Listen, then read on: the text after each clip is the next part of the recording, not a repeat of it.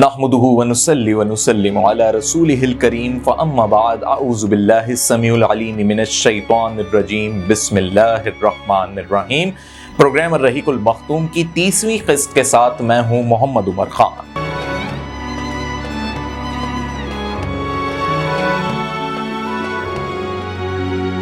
ناظرین کرام، گزشتہ قسط میں ہم نے آپ کو یہ بتایا تھا کہ کس طریقے سے قریش کا آخری وفد چچا ابو طالب کی خدمت میں حاضر ہوا تھا اور نبی پاک صلی اللہ علیہ وسلم کے سامنے انہوں نے ایک بات بھی رکھی تھی، اور جواب میں جو نبی پاک صلی اللہ علیہ وسلم نے بات رکھی تو اس پر وہ غصہ کر کے اور تالیاں بجاتے ہوئے یعنی مذاق اڑاتے ہوئے وہاں سے چلے گئے، اور انہوں نے یہ اندیا دیا تھا، اعلان کیا تھا کہ وہ اپنے دین پر ڈٹے رہیں گے، کیونکہ قریش کا یہ وفد آیا اسی غرض سے تھا کہ چچا ابو طالب کی جو صورتحال ہے، جو عمر ہے، جو زندگی کے اب لمحات ہیں، وہ اختتامی لمحات ہیں، اور ان کو یہی بات کھل رہی تھی، یہی بات ان کے لیے مشکل پیدا کر رہی تھی کہ اگر چچا ابو طالب اس دنیا سے چلے جاتے ہیں تو پھر اس کے بعد ہمارے لیے مشکل ہوگا نبی پاک صلی اللہ علیہ وسلم سے ڈائلاگ کرنا، کوئی اپنی بات منوانا۔ اصل میں انہیں اپنی بات منوانی تھی، لیکن وہ اس میں بھی ناکام رہے۔ لیکن چچا ابو طالب کی جو صورتحال اور کیفیت ہے وہ بہت ہی سمجھیں کہ جب آخری لمحات، آخری ایام ہوتے ہیں کسی کے اس دنیا سے جانے میں، اور بزرگی ہو یعنی ضعیف العمر ہو، 80 برس کی عمر تھی، نبوت کا یہ 10واں سال تھا، اور نبوت کے اس 10ویں سال میں جہاں حضرت چچا ابو طالب کی عمر تقریباً 80 برس ہے، وہیں وہ کافی حد تک بیمار بھی ہیں، اور بیماری کی بنیادی وجہ میں نے گزشتہ قسط میں یہ بتائی ہے کہ گھاٹی کے پاس جب 3 سال شیب ابو طالب میں محصور ہو کر رہے، یہ ایک ڈیپریشن بھی تھا، صورتحال اتنی زیادہ عجیب بھی تھی کہ وہ طبیعت پر طاری ہوتی گئی اور طبیعت نڈھال ہوتی گئی۔ اسی سال یہ صورتحال رونما ہوئی، صحیح بخاری میں اس کا ذکر ہے، حضرت مسیب رضی اللہ تعالیٰ عنہ سے روایت بھی ہے کہ جب ابو طالب کی وفات کا وقت آیا تو نبی صلی اللہ علیہ وسلم ان کے پاس تشریف لائے۔ وہاں سرداران قریش بھی کچھ موجود تھے، جن میں ابو جہل بھی وہاں موجود تھا۔ آپ صلی اللہ علیہ وسلم کی یہ پوری کوشش تھی، کیونکہ اس سے پہلے چچا ابو طالب کا ایمان نہ لانے کی جو بنیادی وجہ تھی اس میں یہ تھا کہ چچا ابو طالب جو کہ متولین میں شامل ہوتے ہیں کعبۃ اللہ کے، کعبے کی چابیاں آپ کے پاس موجود ہیں، اور آپ کا جو مرتبہ اور مقام ہے اس میں ایک متنازع صورتحال نہ پیدا ہو کہ لوگ یہ سمجھیں کہ کعبے کے رکھوال یعنی کعبے کے جو متولی ہیں ابو طالب، وہ اپنے بھتیجے کی بات میں آ کر ایمان تو لے آئے، لیکن آگے چل کے ایک تنازع قبائل میں پیدا ہوتا، اور قبائل کا یہ جو تنازع تھا پھر یہ کعبے کی جو متولی تھی یا جو منتظم جو تھے وہ پھر کسی اور قبیلے کے پاس جانے کا ایک خدشہ بھی تھا۔ یہ ایک بڑی بنیادی بات تھی جس کی وجہ یہ تصور کی جا رہی ہے، اب تک جتنا بیان ہوا ہے اور تاریخ اسلام کے جو نبوت کے ابتدائی 10 سال ہیں ان میں یہی سمجھا جا رہا ہے کہ چچا ابو طالب جو کھل کر ایمان نہیں لائے، جو ابھی تک انہوں نے کلمہ طیبہ نہیں پڑھا ہے، وہ اس وجہ سے نہیں پڑھا کہ وہاں ان کے اوپر ایک ذمہ داری ہے، وہاں انہوں نے ایک عہد و پیما کیا ہوا ہے۔ جیسے کوئی شخص کسی جگہ کی ذمہ داری لیتا ہے تو وہ اس کا ایک حلف لے لیتا ہے، اسی طرح ان کے پاس پورے اہل مکہ کے حوالے سے ایک بڑی بنیادی ذمہ داری ہے کعبے کے متولی ہونے کے ناطے، اور بہت ہی ممتاز ذمہ داری ہے۔ تو کہیں بعد میں یہ باتیں نہ ہوں کہ آپ نے اپنے حلف کی روگردانی کی، آپ بھی ان خداؤں سے یا اپنے آبا و اجداد کے دین سے ہٹ گئے، لیکن ایک طرف تاریخ اسلام نے یہ واضح ہمیں بتایا کہ چاہے دادا عبد المطلب ہوں یا چچا ابو طالب ہوں، یہ سب کے سب دین حق کے پیروکار تھے، بے شک زبان سے انہوں نے اقرار نہ کیا ہو، کیونکہ دادا عبد المطلب کے دور میں وہ صورتحال نہیں آئی، لیکن نبی اکرم صلی اللہ علیہ وسلم کے آخری نبی ہونے کی جو بشارتیں ہیں وہ ان کے سامنے کھل کر واضح آئیں، اور اللہ کے نبی کے اوپر ایمان لانے کی خواہش یہ ظاہر کرتی ہے کہ ان کی جو دلی خواہشات تھیں اس میں وہ اہل اسلام میں شامل ہیں۔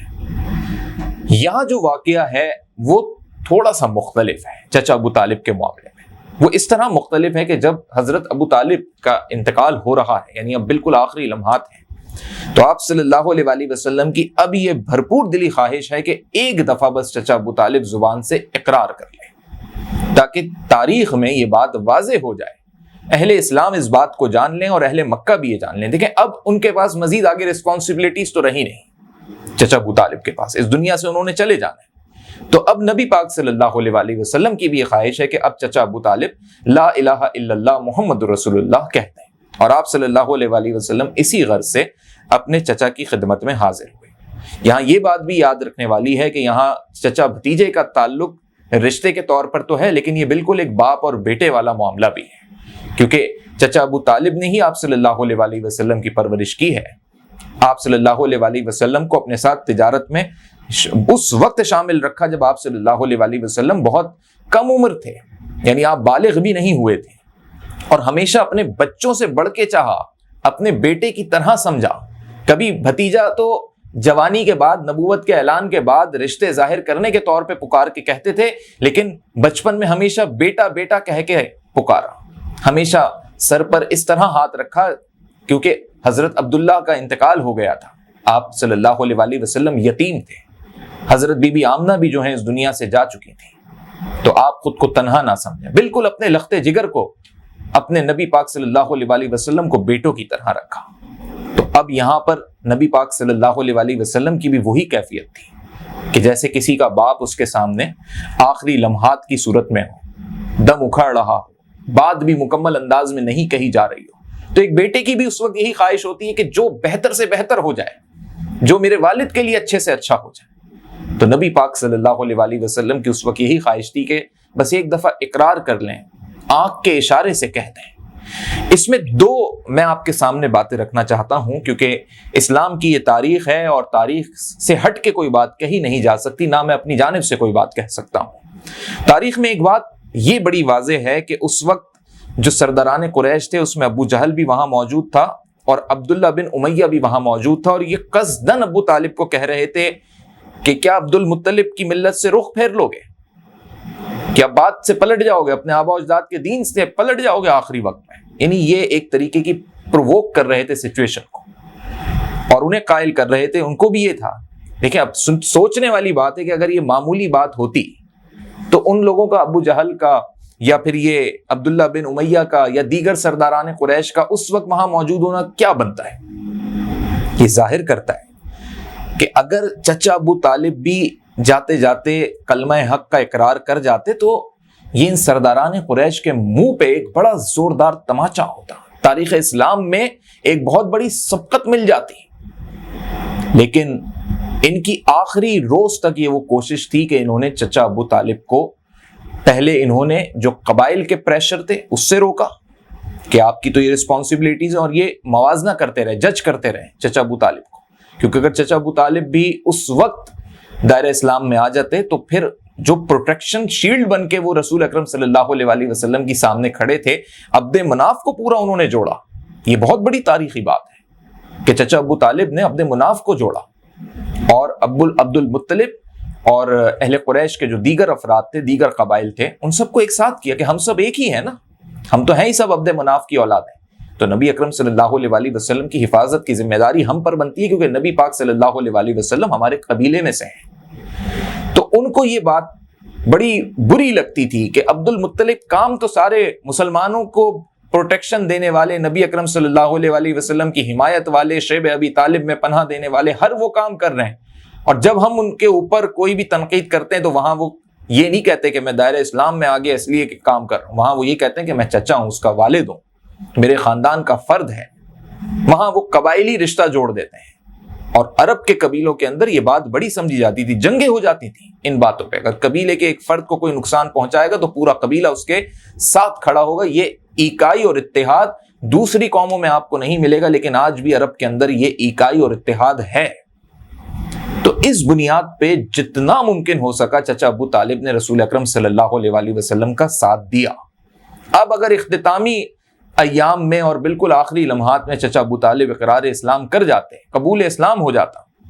تو یہ بات اہل قریش کے لیے بڑی مشکل صورتحال پیدا کر دیتی۔ اس لیے آخری روز تک ابو جہل اور یہ عبداللہ بن امیہ اور دیگر سرداران قریش موجود رہے، وہاں چچا ابو طالب کے پاس کھڑے ہو کے یہ باتیں کہتے رہے، انہیں کنونس کرتے رہے، قائل کیا کہ آپ جیسے نہ مانیے۔ نبی پاک صلی اللہ علیہ وآلہ وسلم نے اس وقت بھی کوشش کی کہ کسی طریقے سے چچا ابو طالب یہ بات کہہ دیں۔ تاریخ میں یہ بات ہے جو صحیح بخاری سے ہمیں ملتی ہے، جس میں جو اختتامی لفظ تھے، کیونکہ اس وقت ایک ایسا معاملہ تھا کہ چچا ابو طالب زیادہ بول بھی نہیں پا رہے تھے، تو انہوں نے بات کہی تھی عبد المطلب کی ملت پر۔ اردو میں اس کا یہ ترجمہ ہے، عربی زبان میں انہوں نے یہ بات کہی ہوگی، جس سے یہ ثابت ہوتا ہے یا ظاہر ہوتا ہے تاریخ اسلام سے کہ انہوں نے کلمہ حق نہیں پڑھا تھا، یعنی چچا ابو طالب نے کلمہ حق نہیں پڑھا۔ لیکن ادھر جو دوسری مختلف بات ہے، جو تاریخ اسلام کی کتابیں ہیں، اس میں جو مبصرین اور جو مصنفین نے لکھا ہے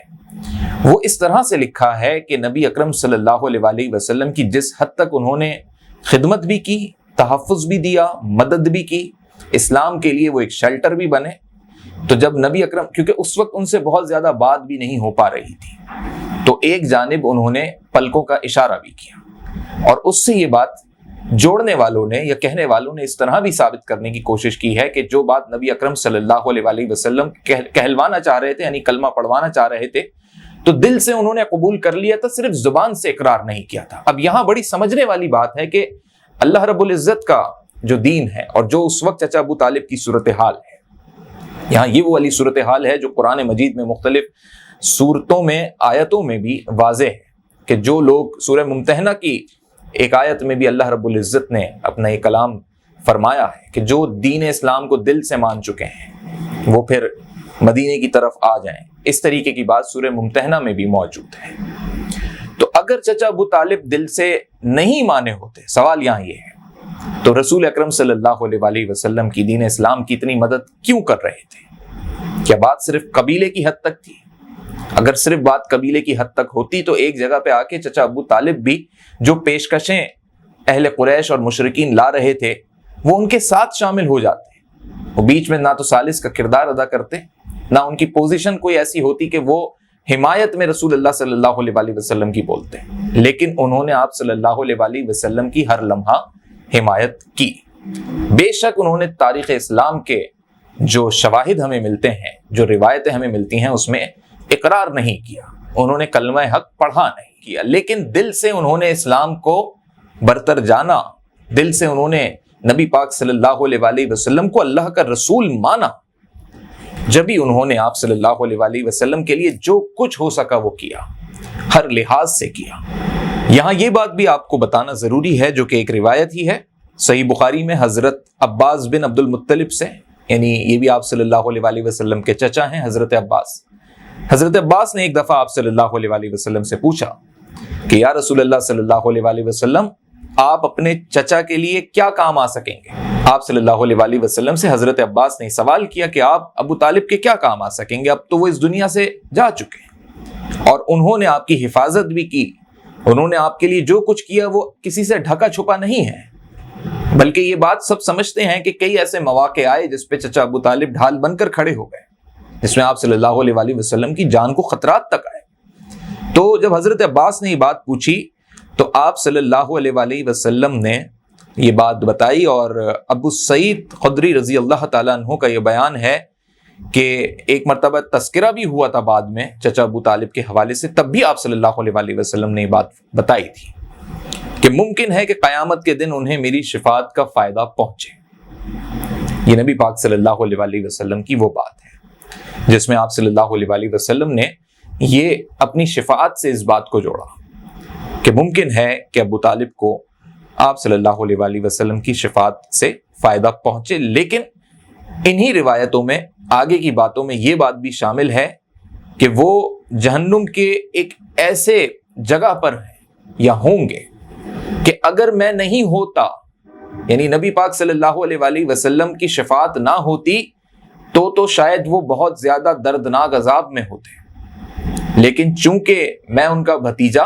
اور انہوں نے دین اسلام کے لیے جو کچھ کیا تو ممکن ہے، یعنی اب یہ نبی پاک صلی اللہ علیہ وسلم کو اطمینان ہے اور وہ سمجھتے ہیں کہ یہ پاسبلٹیز ہیں کہ جب میں شفاعت کے لیے دعا کروں گا تو بے شک اللہ رب العزت میری دعا کو قبول فرمائے گا اور میرے چچا ابو طالب کو اس کا فائدہ ضرور پہنچے گا۔ ناظرین کرام، جب چچا ابو طالب انتقال فرما گئے، آپ صلی اللہ علیہ وسلم بے حد رنجیدہ ہوئے۔ یہ واقعہ ہے نبوت کے 10ویں سال کا، رجب کا مہینہ تھا، اور اس ماہ میں آپ صلی اللہ علیہ وسلم کے سر سے سمجھیں ایک مرتبہ پھر یہ یتیمی والی صورتحال آن پڑی کہ ایک مرتبہ پھر باپ کا سایہ جو ہے وہ اٹھ گیا۔ ایک وہ وقت تھا جب آپ صلی اللہ علیہ وسلم بہت چھوٹے ہیں اور باپ کا سایہ جو ہے وہ آپ کی پیدائش کے کچھ ماہ کے بعد آپ کے سر سے اٹھ جاتا ہے، اور ایک یہ وقت ہے کہ جس نے باپ بن کے پرورش کی، جس سے وہ محبت، وہ لگاؤ، اور ایک ایسے مرحلے میں گزشتہ 10 سال آپ کے لیے بزرگی کی کیفیت میں، اگر آپ اندازہ کریں تو 70 سال سے لے کے 80 سال تک یہ بڑھاپے کی کیفیت ہے، اس میں وہ توانا بن کے کھڑے رہے ابو طالب، اور اپنے بھتیجے، اپنے بیٹے محمد صلی اللہ علیہ وسلم کی ہر مقام پر انہوں نے حمایت بھی کی، حفاظت بھی کی، ان کے لیے آگے بڑھ کر انہوں نے ڈائلاگ بھی کیا۔ ایک مرحلہ تو یہ بھی آیا تھا کہ اہل قریش ابو طالب سے نالا ہو گئے تھے، یعنی انہوں نے ناراضگیاں بھی برداشت کری قریش کے سرداروں کی۔ ان تمام مراحل کے بعد جب ابو طالب اس دنیا سے چلے گئے تو آپ صلی اللہ علیہ وسلم بے حد رنجیدہ ہوئے، بے حد غمگسار ہوئے، بہت یاد کرتے تھے انہیں۔ لیکن جو عام الحزن اس حال کو کہا جاتا ہے وہ اس بنیاد پہ کہا جاتا ہے کہ ابھی صرف 2 ماہ ہی گزرے تھے، یعنی 2 مہینے اور گزرے تھے، رجب کے بعد شعبان اور پھر ماہ رمضان آیا، اور ماہ رمضان میں حضرت خدیجۃ الکبریٰ رضی اللہ تعالی عنہا بھی اللہ کو پیاری ہو گئی۔ آپ دونوں اشخاص کا اس دنیا سے چلے جانا اب رسول اکرم صلی اللہ علیہ وسلم کے لیے یہ ایک انسانی فطرت بھی ہوتی ہے کہ جو جتنا قریبی رشتہ دار ہوتا ہے، چاہے وہ ماں باپ ہوں، بہن بھائی ہوں، گھر کے لوگ ہوں، جن کے ساتھ اٹھنا بیٹھنا، کھانا پینا، ایک گھر میں رہنا، جو ہر مشکل ہر دکھ سکھ میں ساتھ ہوں، چاہے ان سے خونی رشتہ نہ بھی ہو، لیکن اگر دکھ سکھ کا کوئی ساتھی ہوتا ہے، چند دن سے زیادہ چند مہینوں پہ بھی اگر یہ بات چلی جاتی ہے تو ایک دلی لگاؤ جڑ جاتا ہے، اور یہاں تو سالوں کی محبتیں، کئی برسوں کی رفاقتیں ہیں اور قریبی رشتے ہیں، قریب ترین رشتے ہیں۔ جب حضرت خدیجۃ الکبریٰ رضی اللہ تعالی عنہا کا انتقال ہوا، آپ رحلت فرما گئیں، اور ماہ رمضان کا یہ سال تھا، اور آپ رضی اللہ تعالی عنہا کی عمر مبارک 65 برس تھی جب آپ کا انتقال ہوا، تو آپ صلی اللہ علیہ وسلم بہت رنجیدہ ہوئے، بہت زیادہ آپ کو یہ غم کھایا جاتا تھا، تنہائی کا یہ غم تھا، کیونکہ حضرت خدیجہ آپ صلی اللہ علیہ وسلم کی زوجہ تھی، تو جو بھی مشکل صورتحال آتی تھی تو پہلا دلاسا، پہلی ہمت تو آپ کی اپنی زوجہ کی جانب سے ملتی تھی۔ اور آپ کو یہ بھی یاد ہونا چاہیے جو ہم نے گزشتہ قسطوں میں آپ کو بتایا کہ نبی اکرم صلی اللہ علیہ وسلم سے بے پناہ محبت بھی کرتی تھیں حضرت خدیجہ، خود نکاح کا پیغام پہنچایا تھا، آپ صلی اللہ علیہ وسلم کی سیرت سے، آپ کے طور طریقوں سے بے حد متاثر تھیں حضرت خدیجہ، آپ کو سچا، ایماندار، صادق، امین مانتی تھیں، اور آپ صلی اللہ علیہ وسلم پر جب پہلی وحی کا نزول ہوا اور آپ جب گھر آئے تھے تو پہلی بات بھی آپ نے حضرت خدیجہ سے ہی کہی تھی۔ آپ صلی اللہ علیہ وسلم کے اندر جو روحانی تبدیلیاں آ رہی تھیں ان سب کی عینی شاہدہ بھی حضرت خدیجہ تھی، اور جب اسلام کے اس مشن میں جہاں جہاں پیسے، مال و دولت کی ضرورت پڑی تو حضرت خدیجہ نے بغیر کسی حساب کے فراوانی کے ساتھ اپنی دولت کو اسلام کی راہ میں پیش کیا تھا۔ رسول اکرم صلی اللہ علیہ وسلم کے کہنے پر، اور جہاں اسلام کو ضرورت تھی مال و دولت کی، وہاں حضرت خدیجہ کا مال و دولت، حضرت خدیجہ کی تمام چیزیں جو تھیں وہ اسلام کے لیے حاضر تھیں۔ یہ آپ صلی اللہ علیہ وسلم کے ساتھ حضرت خدیجہ کا وہ رشتہ تھا کہ جب بھی سختیاں آئیں، جب بھی کفار کی اور مشرکین کی تلخیاں آئیں تو آپ صلی اللہ علیہ وسلم کے پاس پہلا سہارا حضرت خدیجہ ہوتی ہیں، اور یہ دل کو ایک ڈھارس ہوتی ہے۔ یہ بالکل اسی طریقے کا معاملہ ہوتا ہے ناظرین کرام کہ جب ہمیں اور آپ کو اپنی زندگیوں میں کبھی کوئی مایوسی، کبھی کوئی ایسا مرحلہ آ جاتا ہے، کبھی کوئی مشکل آ جاتی ہے، کبھی ہم تھک بھی جاتے ہیں، تو اپنے قریبی لوگوں کے پاس، اپنے والدین کے پاس، شوہر اپنی بیوی کے پاس، بیوی اپنے شوہر کے پاس، بھائی بہن کے پاس، یا بہن اپنے بھائیوں کے پاس آتی ہے۔ یہ وہ لوگ ہوتے ہیں جو دلاسے دیتے ہیں، یہ وہ لوگ ہوتے ہیں جو حوصلہ بڑھاتے ہیں، جو اس کیفیت میں ایک انسان کو سنبھالتے ہیں۔ اب آپ صلی اللہ علیہ وسلم کے پاس ایسا کوئی نہیں ہے۔ آپ صلی اللہ علیہ وسلم نے اس سال کو عام الحزن کے طور پہ قرار دیا، اور صحیح بخاری میں ابو ہریرہ رضی اللہ تعالیٰ عنہ سے روایت ہے کہ حضرت جبریل علیہ السلام نبی پاک صلی اللہ علیہ وسلم کے پاس تشریف لائے، چونکہ حضرت خدیجہ کی اسلام کے لیے اور مسلمانوں کے لیے اور نبی پاک صلی اللہ علیہ وسلم کے لیے بے حد قربانیاں ہیں۔ تو جب حضرت جبریل آئے اور فرمایا کہ اے اللہ کے رسول، یہ خدیجہ تشریف لا رہی ہیں، ان کے پاس ایک برتن ہے جس میں کوئی مشروب ہے، جب وہ آپ صلی اللہ علیہ وسلم کے پاس آ پہنچیں تو آپ صلی اللہ علیہ وسلم ان کے رب کی جانب سے انہیں سلام کہیے اور انہیں جنت میں موتی کے ایک محل کی بشارت دیجیے جس میں نہ کوئی شور شرابہ ہوگا، نہ درماندگی ہو، کسی قسم کا کوئی تکلیف کا کوئی سامان ہوگا، یعنی راحت بھری زندگی ہوگی۔ یہ بشارت اللہ نے حضرت جبریل امین علیہ السلام کے ذریعے حضور اکرم صلی اللہ علیہ وسلم تک پہنچائی، اور اس میں بتایا کہ حضرت خدیجہ نے جو کچھ آپ صلی اللہ علیہ وسلم کے لیے کیا تھا، اب اللہ رب العزت انہیں ریوارڈ کے طور پہ جنت میں موتی کا محل عطا کرے گا، اور آپ صلی اللہ علیہ وسلم اللہ کی جانب سے انہیں سلام پہنچائیے گا۔ ناظرین کرام، یہ تو ثابت ہوتا ہے کہ جو لوگ دین اسلام میں، تبلیغ اسلام میں اپنا کردار ادا کرتے ہیں، چاہے اپنی مال و دولت کے ذریعے کریں، چاہے اپنی قوت کے ذریعے کریں، چاہے اپنے تعلقات کے ذریعے کریں، یقینی طور پہ اللہ رب العزت نے ان کے لیے جنت میں اعلیٰ مقام رکھا ہے۔ اب یہ تمام تر مراحل غم ہی غم کے تھے۔ نبی اکرم صلی اللہ علیہ وسلم پر اس وقت غم کی کیفیت کا عالم لفظوں میں بیان کرنا ناقابل بیان ہے۔ ابن اسحاق کا یہ بیان ہے کہ جب ابو طالب انتقال کر گئے تو قریش نے رسول اکرم صلی اللہ علیہ وسلم کو اذیتیں پہنچانا پھر سے شروع کر دی، اور اس بار اذیتوں کا وہ مقام آ گیا جو ان کی ہمت ابو طالب کی وجہ سے نہیں ہوتی تھی۔ جو اوچھی حرکتیں کی تو انہوں نے اس وقت بھی، لیکن جہاں تک وہ نہیں پہنچے تھے اب ان کا وہ اور لیول بڑھ گیا، ان کی اور ہمت بڑھ گئی کہ اب ہے کون روکے گا۔ یہ روکنا بزور شمشیر روکنے والی بات نہیں ہے۔ یہ جو قبائل کے اندر ایک سرداری والا مقام ہوتا ہے کہ جب آپ سے بڑا کوئی سینئر پوچھتا ہے کہ یہ تم نے کیوں کیا، تو اس پہ بڑی وہ اپنی انسلٹ سمجھتے تھے، بہت زیادہ اپنی بے عزتی سمجھتے تھے، شرمندہ ہوتے تھے اپنے کیے پہ۔ اس وجہ سے وہ نبی پاک صلی اللہ علیہ وسلم کے ساتھ جو اذیتیں نہیں پہنچا سکے تھے، اب انہیں کھلا موقع مل گیا تھا، اور وہ اب کھل کے نبی پاک صلی اللہ علیہ وسلم کو تنگ کرتے تھے۔ مٹی نعوذ باللہ ثم نعوذ باللہ نبی پاک صلی اللہ علیہ وسلم کے سر پہ پھینکتے تھے۔ ایک روز اتنی مٹی پھینکی تھی کہ نبی پاک صلی اللہ علیہ وسلم کے پورے کپڑے، چہرہ، بال، زلف مبارک صلی اللہ علیہ وسلم مٹی میں پوری آلودہ ہو گئی۔ اور جب آپ صلی اللہ علیہ وسلم گھر پہ تشریف لائے تو آپ کی ایک بیٹی نے پھر جب وہ صاف کیا تو وہ رونے لگی کہ میرے بابا کی کیا صورتحال ہے، کیا حالت ہے، کیوں ایسا اہل قریش کر رہے ہیں، اتنا انہیں بغض تھا۔ تب بھی نبی پاک صلی اللہ علیہ وسلم یہ فرماتے تھے کہ بیٹی رو نہیں، اللہ تمہارے ابا کی حفاظت کرے گا۔ آپ صلی اللہ علیہ وسلم کو تو ہمت اور حوصلہ تھا، کیونکہ آپ جس مقصد اور جس مشن پہ نکلے اللہ نے پہلے ہی یہ بتا دیا تھا کہ یہاں مشکلات آئیں گی،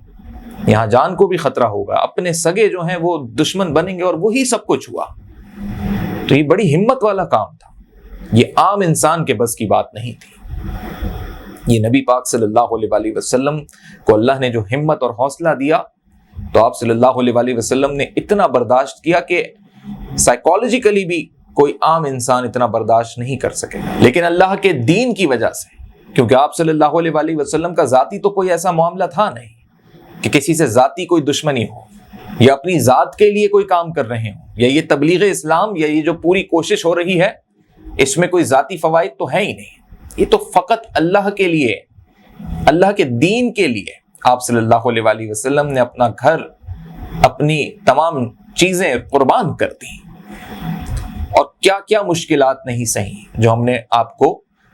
گزشتہ قسطوں میں بتایا ہے۔ لہٰذا صورتحال یہ ہوئی کہ بہت زیادہ بدسلوکی کی گئی، اور بہت زیادہ بدسلوکی، بہت زیادہ ایسے واقعات جو تاریخ میں بھی نہیں بتائے گئے لیکن اندازہ کیا جا سکتا ہے کہ کس حد تک جو ہے بدتمیزیاں کی گئی ہوں گی، اور کیا کچھ کہا گیا۔ زبان سے تو کہتے ہی تھے، اب ہاتھ کا استعمال کرنے لگے اور اہل قریش کی جانب سے ستایا جانے لگا۔ تو نبی اکرم صلی اللہ علیہ وسلم کی جانب سے اب یہ طے ہوا کہ اب دین اسلام کی اس تبلیغ کو دیگر قبائل تک پہنچایا جائے گا اور مکے سے باہر لے کر جائیں گے، یعنی مکے میں تو اب یہ مشکلات آ ہی رہی ہیں، لیکن لوگوں تک پیغام تو پہنچ ہی گیا اسلام کا، اب مکے سے باہر بھی اس پیغام کو پہنچائیں۔ تو وہاں بھی ان لوگوں نے جو کیفیت یہاں پر تھی، جو آگے کی قسطوں میں آپ کو بتاؤں گا، طائف کے میدان میں تو بہت زیادہ دل خراش واقعہ پیش آیا، اور تاریخی اعتبار سے جب اس واقعے کو بتایا جاتا ہے تو میں صرف ایک جملے میں اس کی نشاندہی کر دوں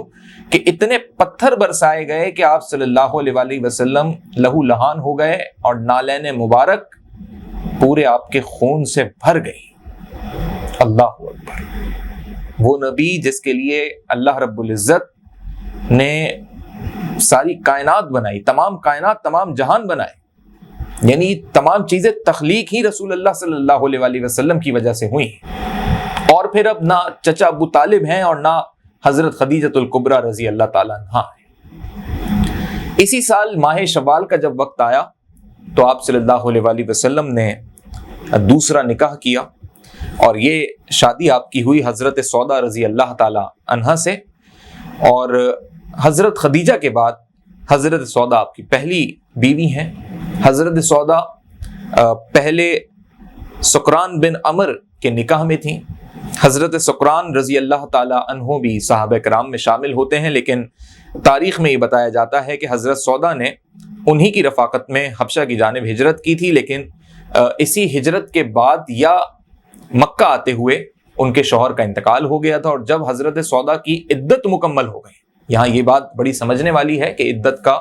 یہ کانسیپٹ موجود تھا،